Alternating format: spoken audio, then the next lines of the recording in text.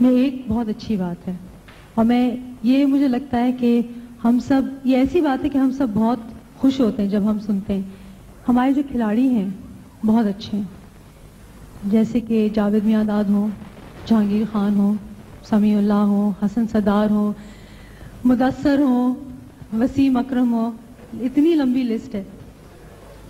کوئی اور کسی اور کا نام یاد آ رہا ہے؟ ہاں، ویسے میں عمران خان کو بھولی نہیں. یہ ہے کہ ہم اس پروگرام میں عمران خان کا انٹرویو دکھائیں گے جو کہ ہم نے ان کے امریکہ جانے سے پہلے ریکارڈ کیا تھا، اور وہ ایسا انٹرویو ہے کہ جس میں ہم نے نہ ان سے کرکٹ کے بارے میں پوچھا تھا، نہ یہ پوچھا تھا کہ ان کی شادی کب ہو رہی ہے. ایسے موضوع پہ بات کی تھی جو ان کے لیے بہت امپورٹنٹ ہیں، اور ہم چاہتے ہیں کہ آپ لوگ سب وہ انٹرویو دیکھیں، اور ہمیں امید ہے کہ آپ لوگوں کو انٹرویو پسند آئے گا. عمران صاحب، جو آپ کی پچھلی 2 کتابیں جو آپ نے لکھی تھیں وہ تو زیادہ تر کرکٹ کے بارے میں تھیں، لیکن اب جو کتاب آپ لکھ رہے ہیں اس کا تو ایک کوئی الگ ہی موضوع ہے، تو آپ ہمیں بتائیں گے کہ کس پہ لکھ رہے ہیں کتاب؟ یہ کتاب انڈس کے اوپر ہے، اور اس کو لکھنے کا میں نے اس لیے سوچا کیونکہ میں نے ایک چیز ریئلائز کی کہ پاکستان کے باہر اور پاکستان میں بھی لوگوں کو اس چیز کا آئیڈیا ہی نہیں کہ پاکستان کی کتنی عظیم ہسٹری ہے، اور پاکستان میں کتنی خوبصورت جگہیں ہیں، اور کلچر کتنا فرق ہے لوگوں میں.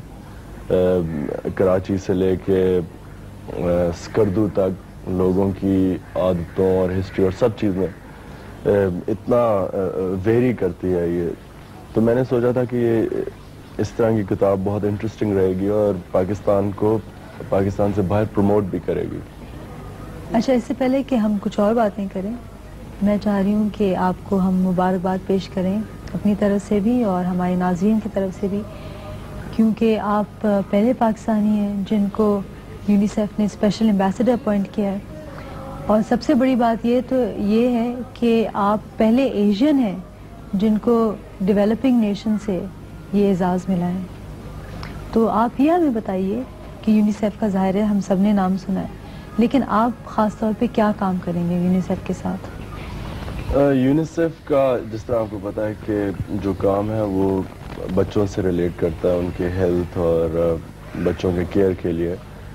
تو میں بھی اس کو ایک بہت بڑا فخر سمجھتا ہوں کہ مجھے یونیسیف نے اس قابل سمجھا کہ میں ان کی کسی طرح بھی مدد کر سکتا ہوں، کیونکہ میرے خیال میں یہ بہت ہی عظیم آرگنائزیشن ہے جو ساری تھرڈ ورلڈ میں بچوں کے لیے جو بھی وہ کر سکے کرتے ہیں. ان کے بہت پروگرامز ہیں.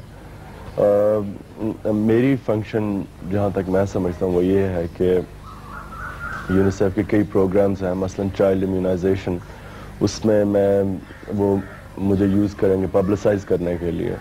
آپ بہتر صحت کو پروموٹ کر رہے ہیں، لیکن یہ بتائیے کہ جو منشیات کی لعنت جو ہے، جو ہماری خاص طور پہ جو ینگر جنریشن کو تباہ کر رہی ہے، تو اس کے بارے میں آپ کچھ کہنا چاہیں گے؟ لیکن جو کسی انسان کو بھی سب سے بڑی نعمت دے سکتا ہے وہ صحت ہے، اور مجھے اس چیز کی نہیں سمجھ آتی کہ جب لوگوں کو پتہ ہے کہ منشیات سے صحت کے اوپر کتنا نقصان ہو سکتا ہے، اور صرف ایک انسان کی نہیں بلکہ پورے خاندان تباہ ہو جاتے ہیں، تو مجھے اس چیز کی نہیں سمجھ آتی کہ پھر بھی خاص طور پہ نوجوان لوگ اس چیز کے اوپر کیوں جاتے ہیں. اور میں صرف ایک ہی ایکسپلینیشن ہے اس کا، اور وہ یہ ہے کہ لوگوں کے پاس ٹائم بہت ہے جو ان کو سمجھ نہیں آتی کیا کریں، یا بورڈم فیکٹر بہت زیادہ ہے. عمران خان، آپ ریٹائر کب ہوں گے؟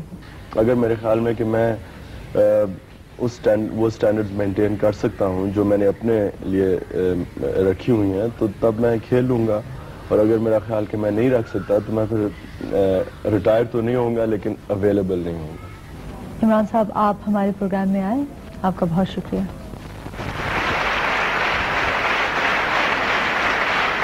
اچھا لگا نا؟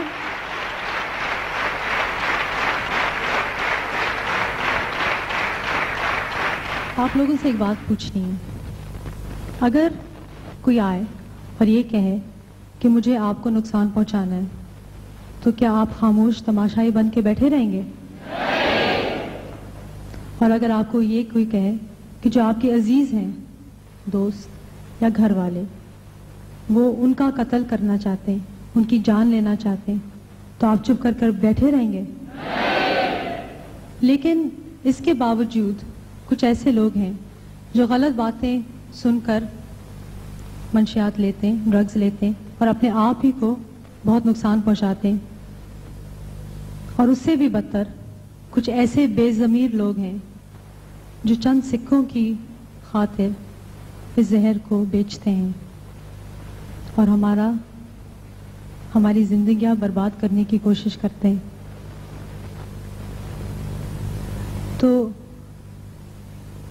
میں سمجھتی ہوں کہ ہم نوجوانوں کو اپنا معاشرہ صاف کرنا چاہیے. یہ جو لعنت ہے اس کو نکال کے پھینکنا چاہیے. ہمیں شیر بننا پڑے گا. نہ ہم منشیات کے شکار بنیں گے، نہ کسی اور کو بننے دیں گے. ٹھیک کہا؟